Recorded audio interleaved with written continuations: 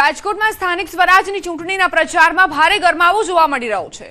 Ward number 15માં Bhajap અને કોંગ્રેસના કટ્ટર હરીફ ઉમેદવારો સામસામે આવી જતા ઉગ્ર બોલાચાલીના દ્રશ્યો સર્જાયા। નવાઈની વાત એ છે કે શરૂઆતમાં કોંગ્રેસના ઉમેદવાર વશરામ સાગઠિયા અને ભાજપના ઉમેદવાર નિલેશ હેરભા એકબીજાને ગળે મળ્યા હતા, પરંતુ મિનિટોમાં જ વાતાવરણ તંગ બની ગયું અને બંને નેતાઓ તોછડી ભાષા પર ઉતરી આવ્યા। આ ઘટનાનો વિડીયો સોશિયલ મીડિયા પર વાયરલ થઈ રહ્યો છે, જેમાં વશરામ સાગઠિયા થાય તે કરી લેજે તેવી ખુલ્લી ચેતવણી આપતા નજરે પડે છે।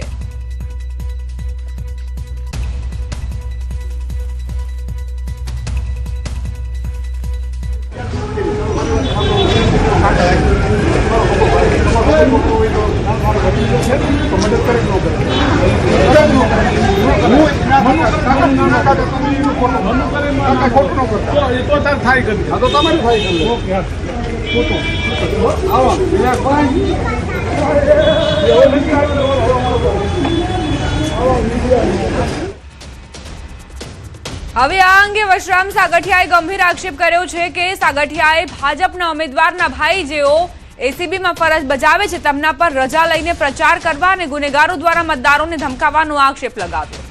વધુમાં નિલેશ હેરભાએ તેમને સાઈડમાં બોલાવી અપમાનજનક શબ્દો કહ્યા હતા, તેથી તેમણે થાય એ કરી લેજો કહીને જણાવ્યું।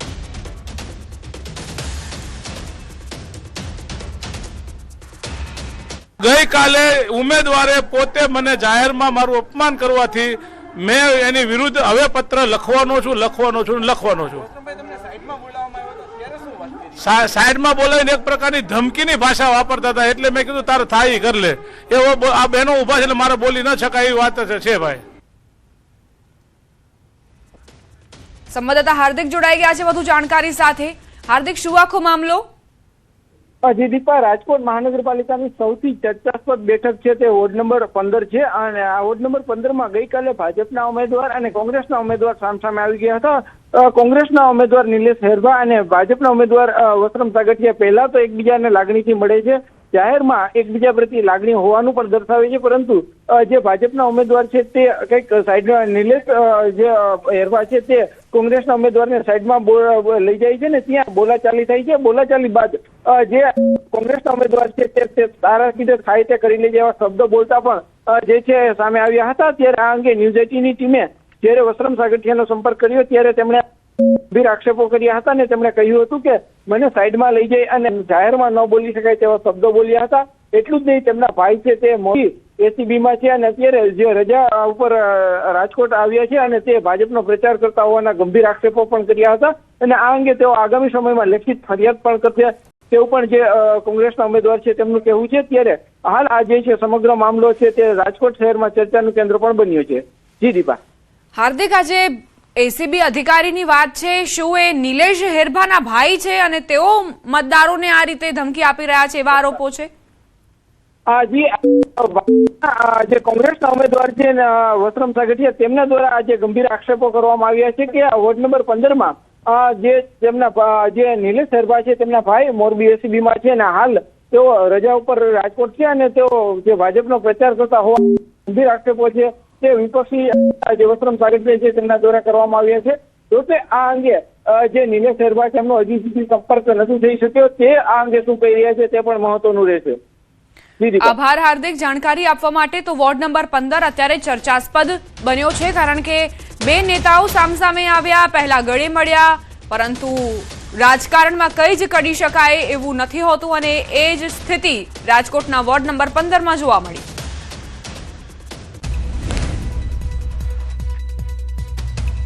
રાજકોટમાં ચૂંટણી પ્રચારનો આજે અંતિમ રવિવાર।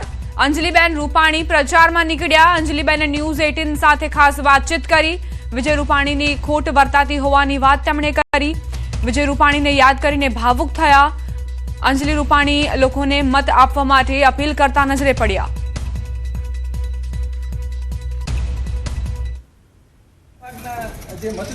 ચૂંટણીના પ્રચાર પડઘમ શાંત થાય એ પહેલાનો આજે અંતિમ રવિવાર છે ને આજે અંતિમ રવિવારે જે ઉમેદવારો છે તે પ્રચાર કરી રહ્યા છે। ખાસ કરીને સ્વર્ગસ્થ પૂર્વ મુખ્યમંત્રી વિજયભાઈ રૂપાણીના ધર્મપત્ની છે અંજલિબેન, એ પણ અત્યારે પ્રચાર કરી રહ્યા છે। બેન, શું કહેશો? એક તો વિજયભાઈની ગેરહાજરીમાં પહેલી ચૂંટણી છે, સાહેબની કમી તો બહુ જ ચાલે છે બધાને, કારણ કે સાહેબ એક એક કાર્યકર્તા એક એક નાગરિકને નામથી ઓળખતા હતા અને કાયમ એમનો એક વડીલ તરીકેનું જે માર્ગદર્શન મળતું હતું એ આ વખતે કોઈ વડીલ નથી એવી ખોટ એમની લાગે છે.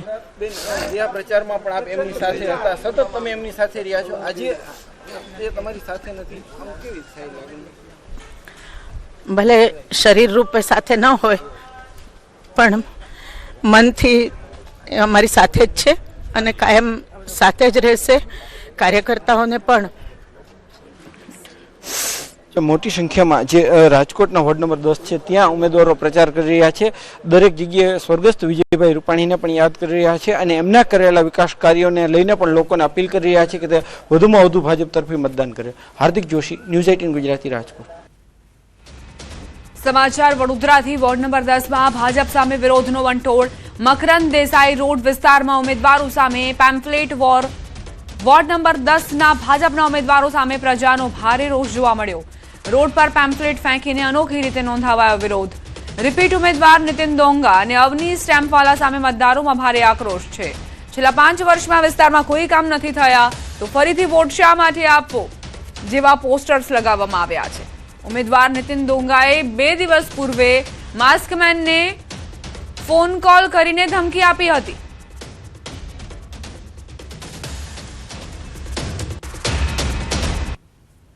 વડોદરામાં ચૂંટણી પ્રચાર દરમિયાન ભાજપ ઉમેદવારનો વિરોધ. અકોટાની કૈલાશ પાર્ક સોસાયટીના રહીશોએ રોષ ઠાલવ્યો. સોસાયટીમાં બેઠક માટે ગયેલા નેતાઓને લોકોએ આકરા સવાલ કર્યા. જૂના પ્રશ્નોનું નિરાકરણ લાવવા જણાવ્યું. લોકોએ કહ્યું કે 30 વર્ષથી અમે ત્યાંના ત્યાં જ છીએ. રહીશોનો મિજાજ જોઈ નેતાઓ પણ મૂંઝવણમાં મુકાયા હતા.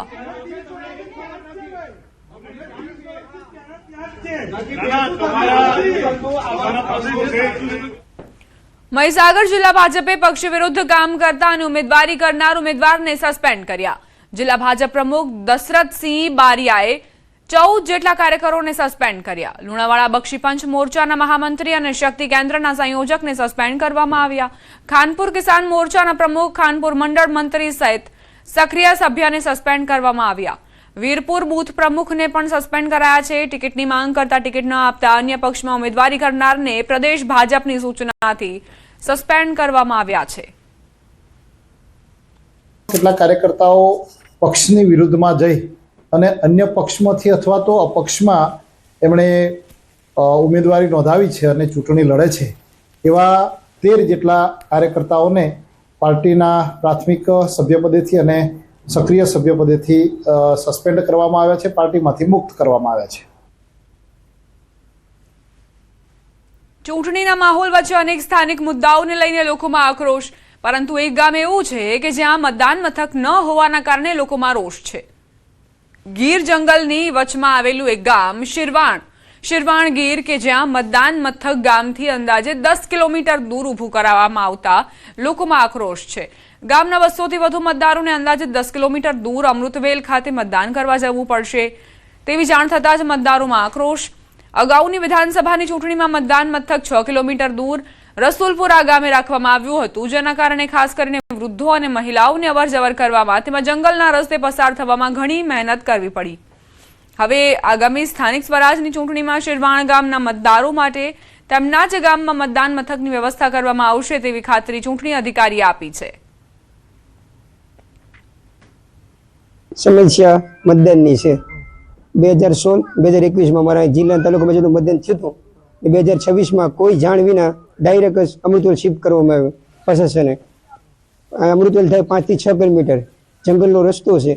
અહીં બુજુર્ગ છે, કોઈ પ્રેગ્નેન્ટ હોય, કોઈ નાના બચ્ચાને લઈને જઈ શકે તેવી રસ્તો ભયાનક. તમારી માંગ એક જ છે, અહીં બૂથ આવે તો મતદાન કરવાનું છે, બાકી કોઈને મતદાન કરવાનું થતું નથી. તપાસ કરતાં જાણવા મળ્યું કે એમના ગામમાં સરકારી બિલ્ડિંગ પણ છે અને આથી અમે રાજ્ય ચૂંટણી પંચમાં એમના માટે એક નવું મતદાન મથક ત્યાં જ બની રહે અને ગામના લોકોને ત્યાં જ મતદાન કરવાની તક મળી રહે એ ભાગ માટેની વ્યવસ્થા જે છે એની રજૂઆત રાજ્ય ચૂંટણી પંચમાં કરી છે. મતદાન મથકની સાથે સાથે પ્રાથમિક સુવિધા જેવી કે ટ્રાન્સપોર્ટેશન, આરોગ્ય સહિતનો અભાવ, ખાસ કરીને એસટી બસ સુવિધા પણ આ ગામને નથી મળતી. બીજી તરફ ઇમરજન્સી સેવા પણ ગામના લોકોને નથી મળતી. એક તરફ સરકાર બેટી બચાવો બેટી પઢાવોના નારા લગાવી રહી છે.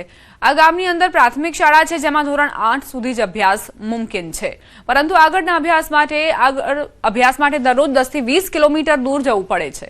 પ્રાથમિક સુવિધાઓનો અભાવ તો છે જ, પરંતુ કોઈ પણ જાતની યોજનાનો લાભ પણ નથી મળતો તેવા આરોપો મુકાયા છે. સમસ્યા તો મોટી રસ્તાની. તમે રસ્તો અટાણે જોઈ આવો, રસ્તો અટાણે રામ હારો નથી. પછી આકોલવાડી થી શિરવણ 8 કિલોમીટર થાય. આ અમારું છેલ્લું ગામ છે. કોઈ છોકરું ભણવા જાય એટલે કોઈ વ્યવસ્થા ના જ થાય ને. આ કોઈ રિક્ષા ના આવે, બસ ના આવે તો છોકરું ક્યાં ભણવા? છોકરા ભણતર બગડે. તમે એમ કહો કે હિન્દી ભણતા નથી, હિન્દી ક્યાંથી ભણે? સમસ્યા અમારી સ્કૂલ બસ છોકરીઓને 2 કિલોમીટર અહીંયાથી સ્કૂલ જવું પડે. બસ મળે, રિક્ષા મળે ના મળે, અને ના પણ મળે તો અમારા બાલ બચ્ચાને સ્કૂલ છોડીને પણ ઘરે આવી જવું પડે અને આખો દિવસ જાય. અમારા ગામમાં બસની વ્યવસ્થા નથી. કોઈ પણ અમે અહીંયા ગમે એ માંગણી કરીએ પણ એની વ્યવસ્થા નથી. કોઈ પણ સહાય અમારે અહીંયા મળતી નથી. આમ સાસણગીરના ઘોર જંગલમાં રહેતા લોકો પણ મત અધિકારનો ઉપયોગ કરવા આતુર છે અને અંતે તંત્રએ તેમની રજૂઆતોના પગલે મતદાન મથક તેમના જ ગામમાં ઊભું કરાશે તેવી ખાતરી આપી. પરંતુ વર્ષોથી ગીર જંગલની વચમાં નાના એવા ગામમાં રહેતા લોકોની અનેક સમસ્યાઓ છે. તેનો ઉકેલ ક્યારે આવશે તે મહત્વનો સવાલ છે.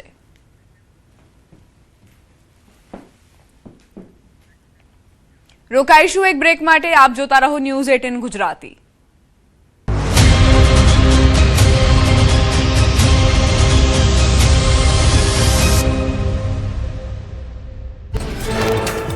લોકસભામાં નારી શક્તિ વંદન અધિનિયમ બિલ પસાર ન થતા સાંસદ હેમાંગ જોશીની પ્રતિક્રિયા.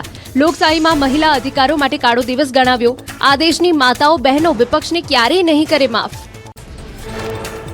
કેબિનેટ બેઠક બાદ કેન્દ્રીય પ્રધાન કિરણ રિજિજુનું નિવેદન. વિપક્ષે મહિલાઓ સાથે કર્યો અન્યાય. કોંગ્રેસે મહિલાઓનો આક્રોશ સહન કરવો પડશે. વિપક્ષે બિલનું સમર્થન ન કરી છે ભૂલ. નારી શક્તિ અધિનિયમ પર કોંગ્રેસ નેતા પ્રિયંકા ગાંધી યોજી પ્રેસ કોન્ફરન્સ. દેશમાં લોકશાહીની જીત થઈ હોવાનું આપ્યું નિવેદન. દેશની જનતા વિવેકપૂર્ણ છે. આજે બદલી ગયું છે ભારત. રાજસ્થાનના ઝુંઝુનુમાં રફતારનો કહેર. મંડવા મોડ પાસે સર્જાયો અકસ્માત. અનિયંત્રિત કાર બાઇકોને ફંગોળીને સીધી દુકાનમાં ઘૂસી. સીસીટીવી ફૂટેજના આધારે પોલીસે ચાલકની શોધખોળ તેજ કરી. ઉત્તર પ્રદેશના સંભલમાં બેફામ કારનો કહેર. બેકાબુ કારે ઈ રિક્ષાને ટક્કર મારતા દિવ્યાંગ ચાલક ઇજાગ્રસ્ત. કાર ચાલકની બેદરકારીના દ્રશ્યો કેમેરામાં કેદ થયા. સીસીટીવી ફૂટેજના આધારે બેફામ કાર ચાલક વિરુદ્ધ કાયદેસરની કાર્યવાહી તેજ. ઈરાને હોર્મુઝ સ્ટ્રેટ પર ફરી મૂક્યો પ્રતિબંધ. અમેરિકાની નાકેબંધીના જવાબમાં તહેરાને દરિયાઈ માર્ગ પર વધાર્યું સૈન્ય નિયંત્રણ. ટ્રમ્પના કડક વલણ બાદ ઈરાને આપી ચેતવણી. અમેરિકી પ્રતિબંધો ન હટે ત્યાં સુધી આંતરરાષ્ટ્રીય જળમાર્ગ બંધ રાખવાની ચીમકી. પાકિસ્તાની સેના પ્રમુખ આસિમ મુનીરનું ઈરાન પ્રવાસ પૂર્ણ. રાષ્ટ્રપતિ પેઝેશ્કિયન સાથે પ્રાદેશિક સુરક્ષા પર થઈ ચર્ચા. 22 એપ્રિલે યુદ્ધ વિરામ પૂર્ણ થાય તે પહેલા.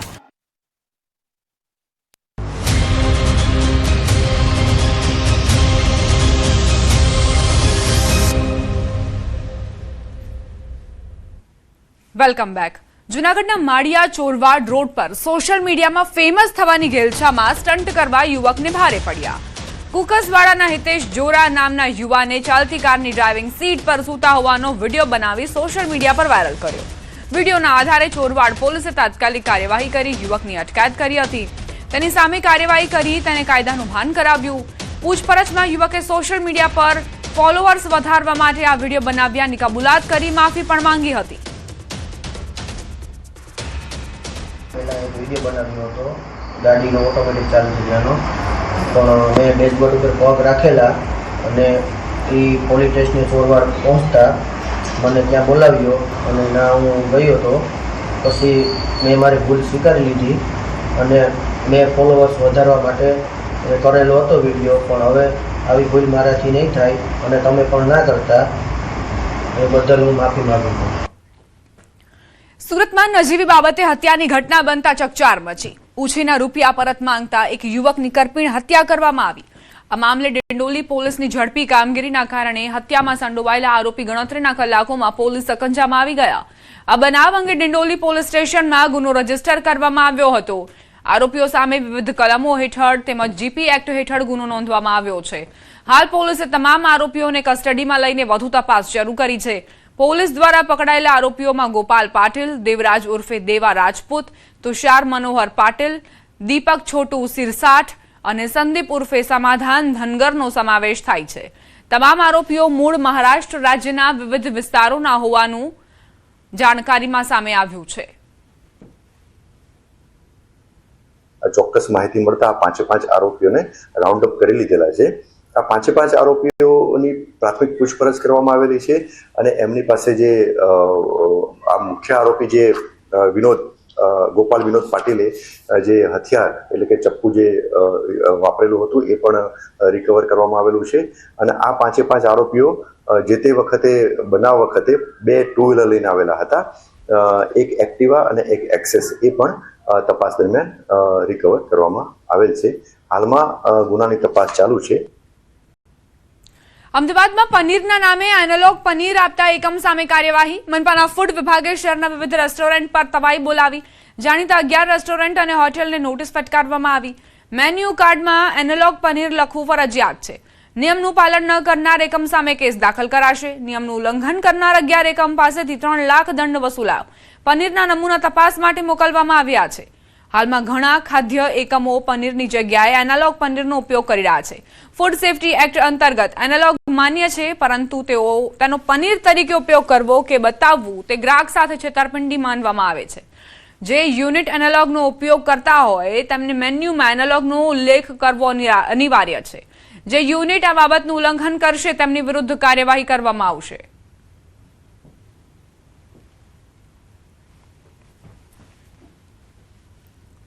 જૂનાગઢના મધુરામથી ઝાંઝરડા ચોક